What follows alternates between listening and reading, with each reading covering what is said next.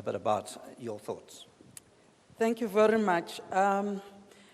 First of all, let me appreciate this opportunity. I know that most of you may be wondering what is a member of parliament, specifically a member of the ruling party, the African National Congress, doing in this gathering to map South Africa's future. Some of you may even be asking yourself, how could she associate herself with such a gathering when, by virtue of being a member of the ruling party, she has been part of defeating the 7 motions of the vote of no confidence against President Zuma, tabled by opposition parties in parliament. I've been associated with the African National Congress since I was 12 years old. I was taught to respect leadership directives. I was also socialized to view anything that comes from one's opponents with suspicion. During the liberation struggle, the only system that made sense to us as the oppressed, exploited, disenfranchised, and marginalized social and economic groups was communism. It is therefore not surprising that we embraced and adopted the concept of democratic centralism, which is essentially Leninist organizational system in which decisions taken by a democratically elected structure are binding to all members. However, the dilemma I had is this: what if such directives are morally bankrupt?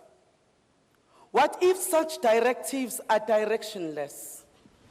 What if such directives reflect arrogance, dishonesty, denialism, and injudiciousness of that very democratically elected leadership collective?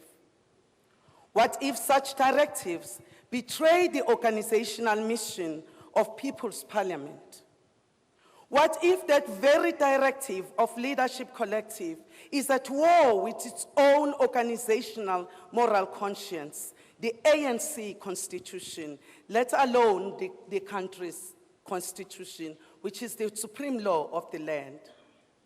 If I may quote the preamble of the ANC constitution as amended in 2012 and has not yet been amended, it reads, "The African National Congress has emerged to lead the struggle of all democratic and patriotic forces to destroy apartheid state and replace it with a united, non-racial, non-sexist, and democratic South Africa in which the people as a whole shall govern."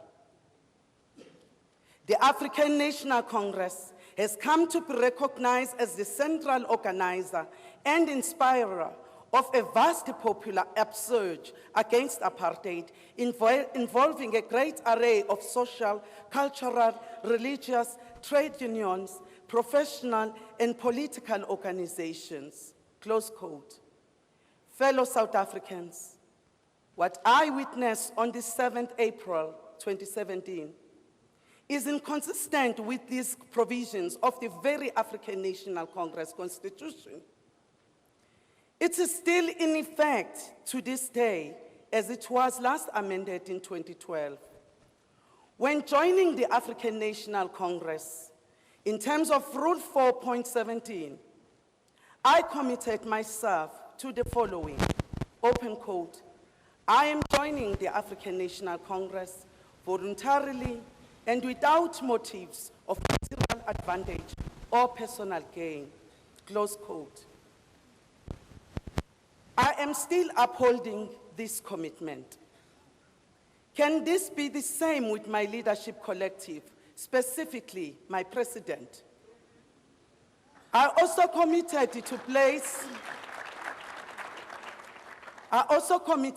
place my energies and skills at the disposal of the organization and carry out tasks given to me that I will work towards making the ANC an even effective instrument of liberation in the hands of the people, close quote. This explains why I am here today. I am here because South Africans, the people, are speaking, and I have to listen attentively so that my ANC could be an effective instrument of liberation. Can the ANC be an effective instrument of non-racialism when it is led by a president who has lost legitimacy, credibility, integrity, and honorableness? I am here to defend the ANC mission and not a dishonorable and disgraceful leader. I am here because as an African feminist, grounded in Ubuntu philosophy, I find a patriarchal system oppressive. I also find being led by a man who harvests women extremely intolerable. I have been living with this pain for so long. He promised to stay for one term, but he never did. To know that it is not my pain, but the pain of all South Africans, it made me to stand up and speak out. This is a president who appears to promote tribalism. Not only are we divided along racial lines, because our president, when his citizens peacefully marched to plead with him to step down in order to give South Africa a breathing space, so that we may implement the National Development Plan and root out corruption, state capture, that Mr. President has institutionalized. He calls them racist and agents of white monopoly capital. This is a president when black intellectuals express their views, he does not agree with them. He sarcastically labels them clever blacks. I'm a black. I am clever, I am smart, I am educated, and therefore there is absolutely nothing wrong with that.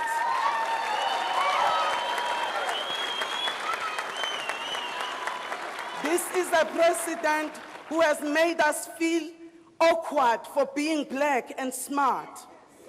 This is a president who seems to yearn to be a king, hence his Kandla royal state. In case I do not make it on the 8th August 2017, Mr. President, that you know as the president, you are haunting the South African nation. Please, Mr. President, step down and respect those who elected you. Mr. President, 11 million South Africans voted for you, Mr. President, and not just 1 million ANC members. You may wish to contest the ANC presidency in December 2017, but South Africa no longer needs you, Mr. President.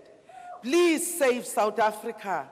Save jobs, Mr. President. Save the economy, Mr. President.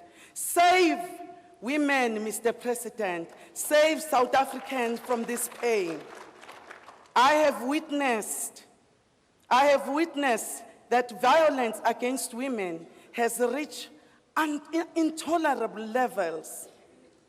The vision and mission statement of the ANC Parliamentary Caucus, which is based on the fact that we are a united South Africa and we are a parliament of the people, has been violated by you, Mr. President.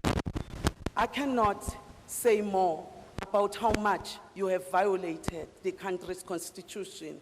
Mr. President, uphold the ANC constitution. Mr. President, uphold the country's constitution. Step aside and let moral and ethical leaders lead this country to a prosperous path. Thank you.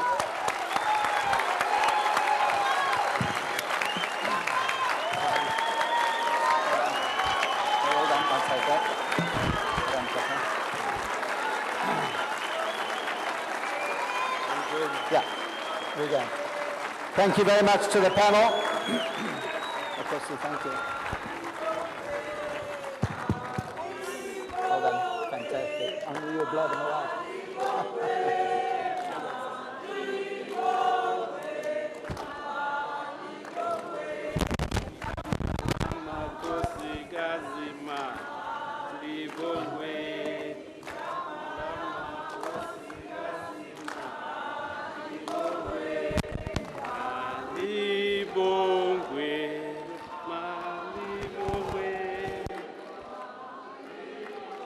Amandla. Amandla. Thank you very much, Comrade Nick, Dr. Khoza.